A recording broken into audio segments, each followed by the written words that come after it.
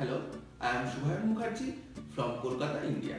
I completed my bachelor's degree on physics from Barrackpore Rastraguru Surendranath College, and now I am pursuing my master's degree from Department of Electronic Science, West Bengal State University. Now in Taiwan, undergoing my research internship at Center for Reliability Sciences and Technologies. This research center is mainly focused on reliability testing of various electronic components. My personal work is basically on electromigration and reliability of copper interconnects. So what is electromigration? Electromigration is the phenomena of interconnect metal self-diffusion along an interconnection as high current density is passing through it. In this short time of my internship, initially I am doing computational work by using VASP.